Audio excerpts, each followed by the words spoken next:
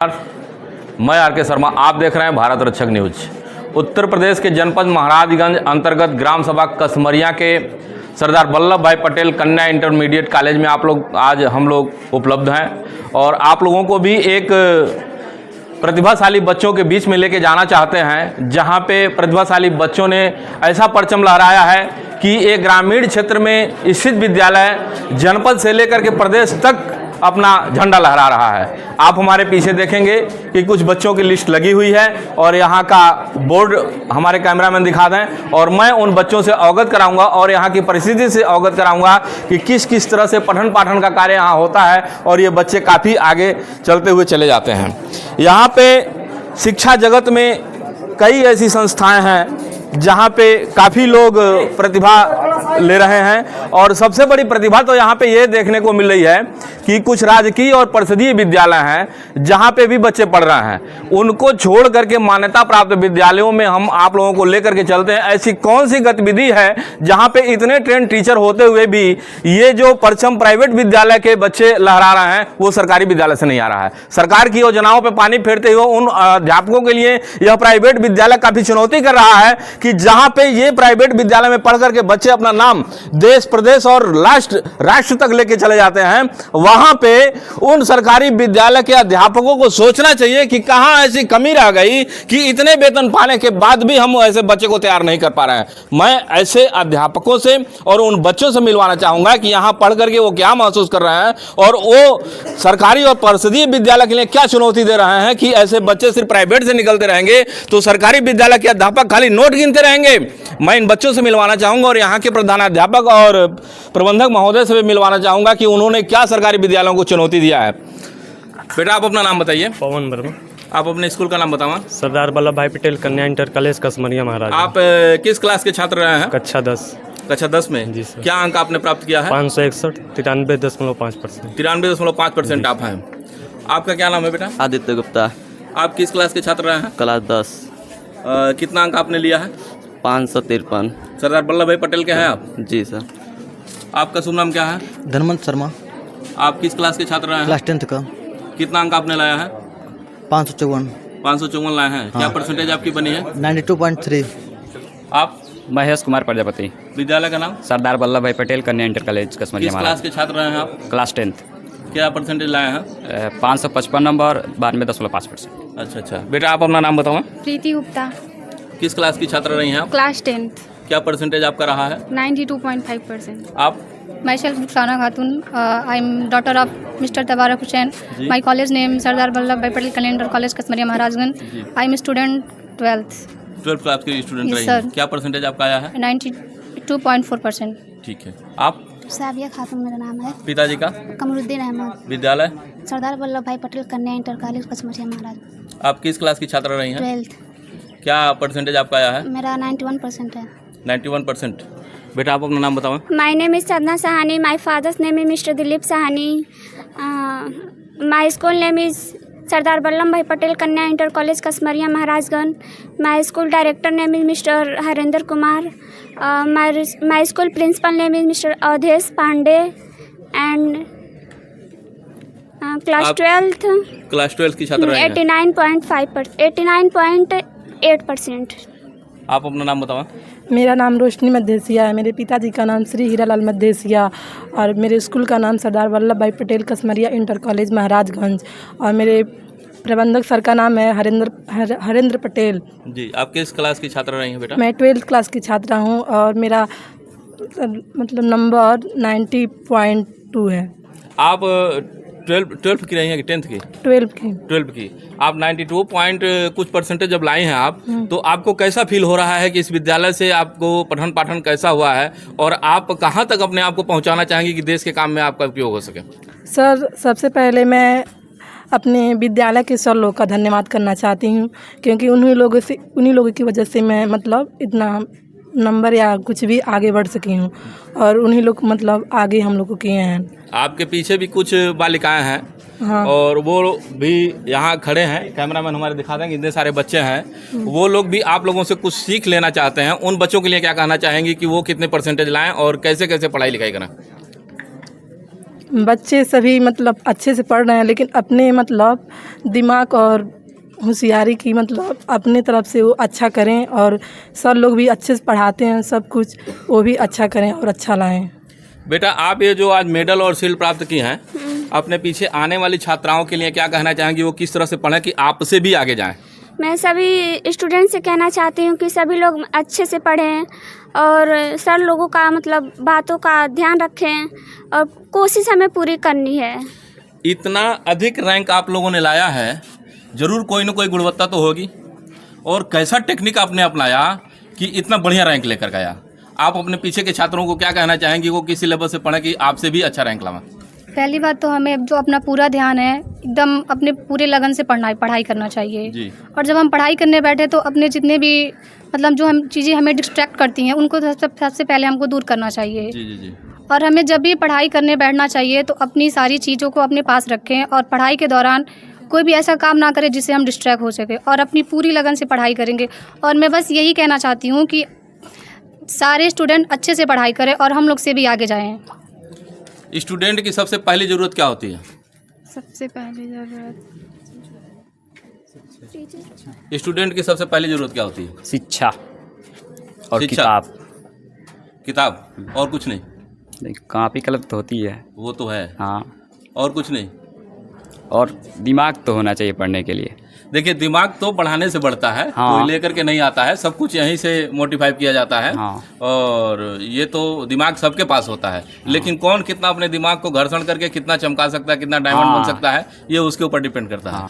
सबसे पहले जो है शिक्षा और अनुशासन करना। अनुशासन का पालन करना। हाँ, महीने पहले ही तैयारी कर सकते हैं और यूट्यूब से ऑनलाइन क्लासेस ले सकते हैं। कहीं आप लोगों ने जादू तो नहीं किया है कि इतना अच्छा रैंक ला लिया और पीछे वालों के लिए कुछ हो रहा है? क्या टेक्निक अपनाया आपने कि इतना बढ़िया रैंक लाया है? जैसे कि सर, मैं रेगुलर क्लास करने आता था, मतलब रेगुलर घर पे भी पढ़ाई करता था, कोचिंग में भी मतलब जाता था।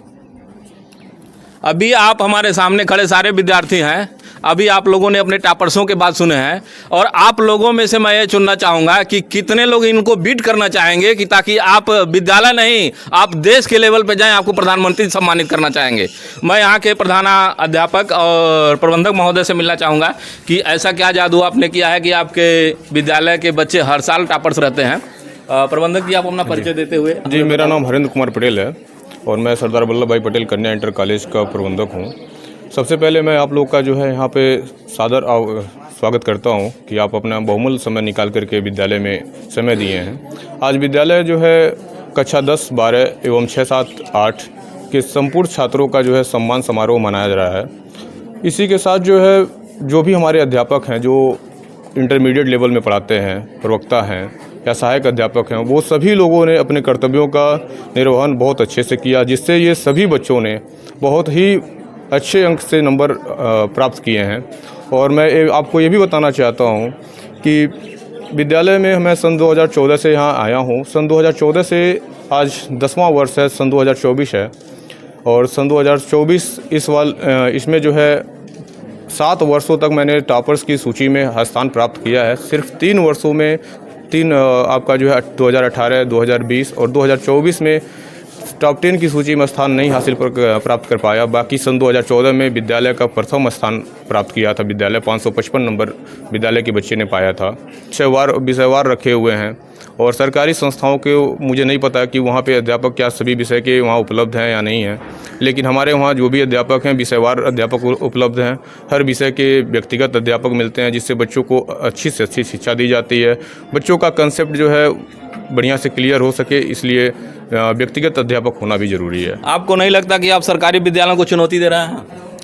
चुनौती तो सर हर प्राइवेट संस्थान दे रहा है, चूँकि देने का भी मुख्य कारण ये है कि प्राइवेट संस्थाएं में कोई अतिरिक्त आय का संसाधन नहीं है, सिर्फ बच्चे ही विद्यालय की पूंजी होते हैं।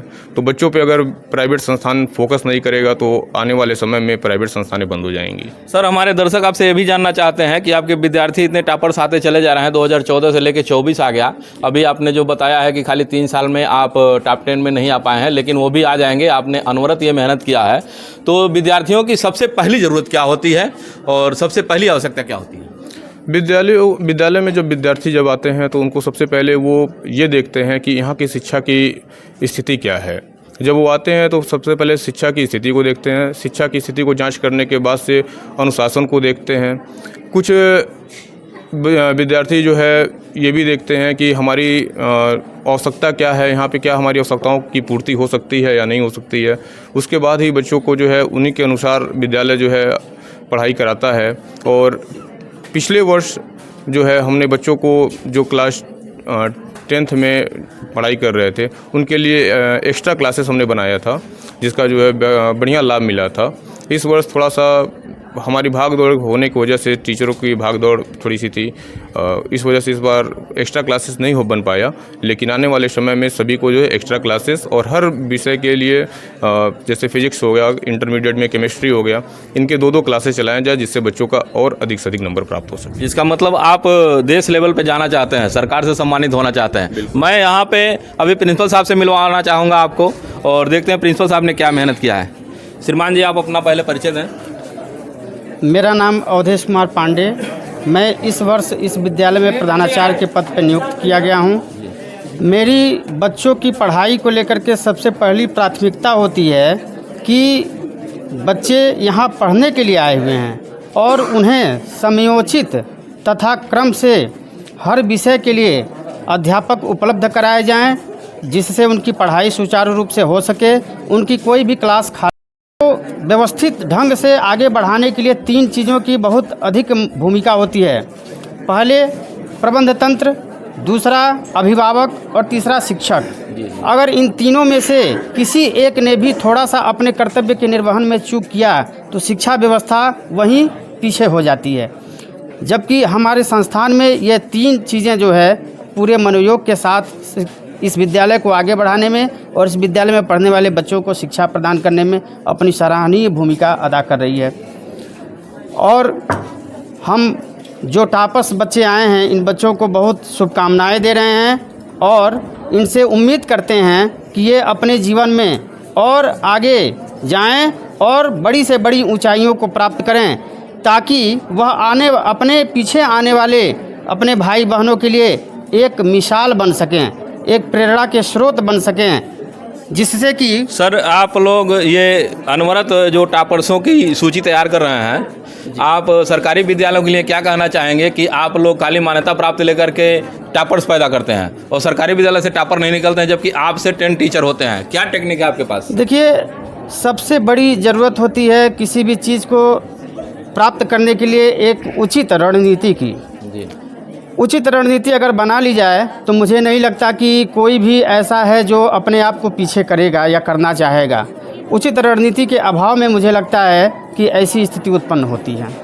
अभी आपने प्रिंसिपल साहब से सुना कि उचित रणनीति नहीं बना पा रहे हैं। इसका मतलब 1 से लेकर इंटरमीडिएट तक जो भी प्रबंधकीय और प्रशासकीय विद्यालय हैं उसमें खाली लापरवाहियां बरती जा रही हैं, जहां पे टॉपर्स नहीं निकलना है। उनको चुनौती देता हुआ यह व्यक्तिगत शिक्षण संस्थान सारे सरकारी विद्यालयों को चुनौती दे रहा है कि वो लोग भी इस समाचार को अगर देख रहे हैं तो अपने आप को टेंड करें और यहाँ से वो लोग भी प्राइवेट विद्यालयों से अधिक लेकर के टॉपर्स निकालें, ताकि देश का भविष्य सुधर सके। जब शिक्षण संस्थान ठीक रहेगा तो राष्ट्र ठीक रहेगा और हर लोगों की स्थिति ठीक रहेगी। जब शिक्षक ही गलत रहेगा तो बच्चे ठीक नहीं हो पाएंगे। और मैं आप लोगों को बता दूं कि शिक्षकों विद्यार्थियों की सबसे पहली जरूरत होती है सही मार्गदर्शक की।